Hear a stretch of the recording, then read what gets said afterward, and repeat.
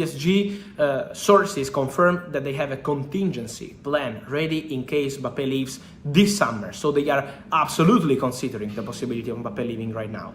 What's the point? They are really not happy with what happened with the video leaked of Florentino Perez, because that was not an official statement or an official interview, but it was just a guy in the street in Madrid a few days ago asking Florentino Perez about Kylian Mbappe, and in that leaked video on social media, Florentino Perez, Real Madrid president, was saying, yes, I will sign Mbappe, but not this year. This is something that PSG was absolutely not appreciated. They're really tired of this Mbappe story for Madrid, and in this case, coming from the president. So Paris Saint-Germain were really irritated and not happy at all with that comment leaked, with that video leaked of Florentino Perez. Let me clarify one more thing about Kylian Mbappe. Paris Saint-Germain see this story as very fresh. They received the communication from Kylian Mbappe 24 hours ago, so they still don't have any clear price tag in mind for Kylian Mbappe.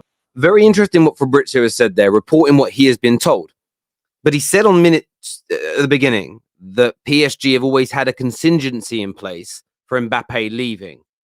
But then in the very next breath, that this is so fresh to PSG, they've been caught off guard, there's no kind of price set for his exit. Now, of course, Fabrizio is just reporting what PSG is saying. Of course, they're frustrated with how this has happened. But Mbappe himself has stated that I told them last year when I signed the deal, I wouldn't do the extension. So they knew this was coming. They have a contingency plan in place, but yet they don't know what they're going to be charging for him. PSG have known about this for a long, long time. The market's just getting ignited with this. Now, of course, hit the like and the share button. Make sure you're subscribing to the Football Terrace. Download the OneFootball app now, because all these stories are currently on their website, on their app as well. The app's the best place to be, by the way. Free of charge to use. All your transfer stories, all sum up first there, aggregated in one place. Get it downloaded. Link in the description or QR code.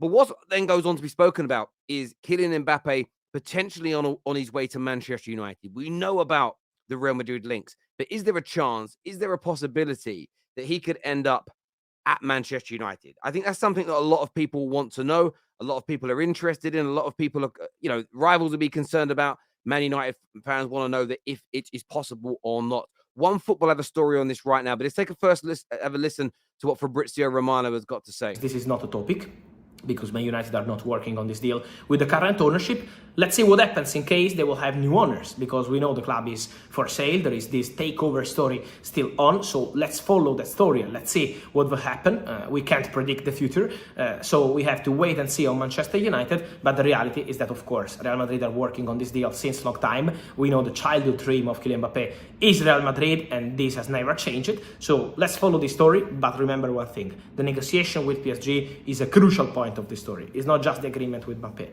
So very important there to understand what Fabrizio has said there. Of course, Real Madrid, the outright favourites to get him. I think we all know this. I think we all understand this. And nobody is deluded enough to think any different. Man United's takeover, though, could be key.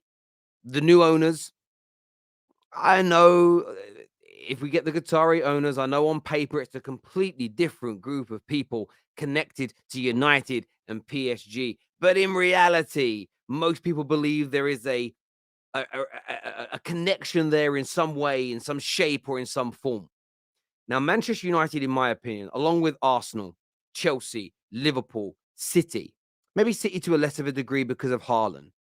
But if all these clubs are not inquiring about Mbappe, not making offers to Mbappe, not trying to convince him that their club is the best place for him, listen, that's almost gross negligence off the bat straight away.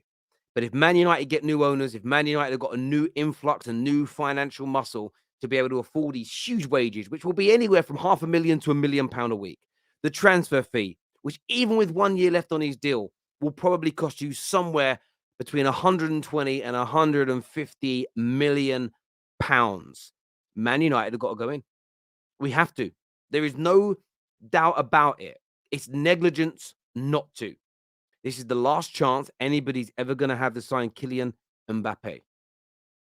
He will be a hit wherever he goes. He is one of the best players of his generation. He's already one of the best in the world, and he's probably got another decade at the top. But in terms of getting the very best years of him, he turns 25 this season. Now is the time. Man United fans here getting hope, but it's all based on the ownership turnover. Let us know what you think and feel. Where do you think Mbappe is going to go? Could there be a chance for Manchester United? Let us know. Now, another story that really stood out to me today on One Football was Arsenal inquiring about the Juve star Federico Chiesa.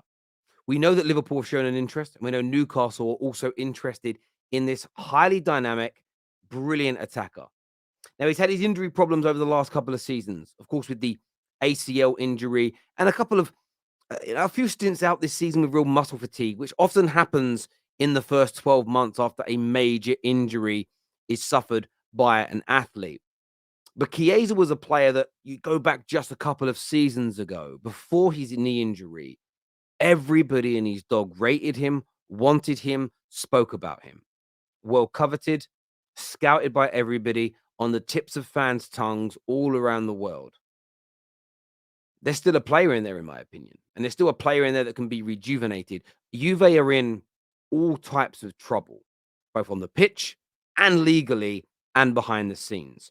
That is not an environment for a player to regrow, regroup, and then thrive as an athlete. In fact, it's not the environment for anybody in any professional capacity to thrive in. Arsenal need to improve their attacking ranks.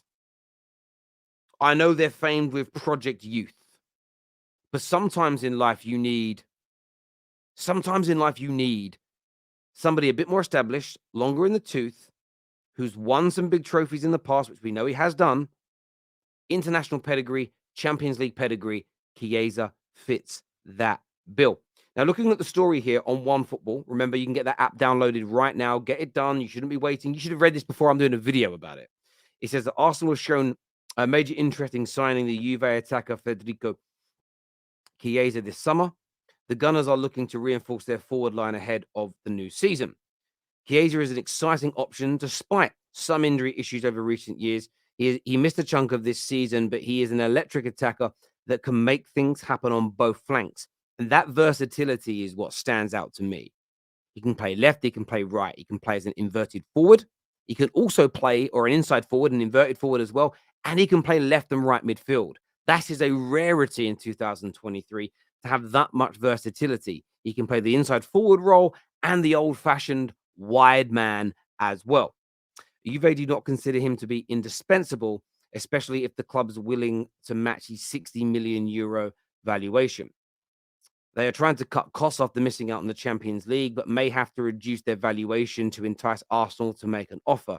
Juve are ready to sell Chiesa, who was blown hot and cold since his injury. They are also looking to sign Arsenal Leeds United star Wilfried Gnonto. Juve are looking to sign Wilfried Gnonto as his replacement, who Arsenal are also linked with the move for. Now, you've got to remember the Italian press here are kind of playing this down. Chiesa, hot and cold. We're not really sure we want him. This all boils down to one thing and one thing only. Don't be suckered in by the PR here. This is a club that are in financial mess. This is a club that are in a legal mess. This is the club that's struggling on the football pitch. This is the club that's trying to, after signing like Pogba and spending big money on him and all the other things that have gone wrong, Vlahovic looking to go as well. They're looking to offload their talent. Why is their talent failing to perform? Because the club is run like trash. And when clubs are run poorly, it impacts the performances on the pitch. Always has done, always will do through the history of football. In fact, the history of all sport has always been that way. Personally, I think this is a good piece of business for Arsenal Football Club. There's a little bit of work to do with Chiesa to get him back to his best. They say a change is as good as a rest, and this could be a massive, massive piece of business in Arsenal's summer transfer window. But as ever, I want your thoughts. I want to know what you think and feel about these two big, breaking, trending transfer stories this evening. Leave us your comments below. Make sure you subscribe and you turn on the bell notifications as well. But until next time, look after yourselves. Take care. Goodbye. God bless. And I'll be seeing you all again very, very soon. Thank you.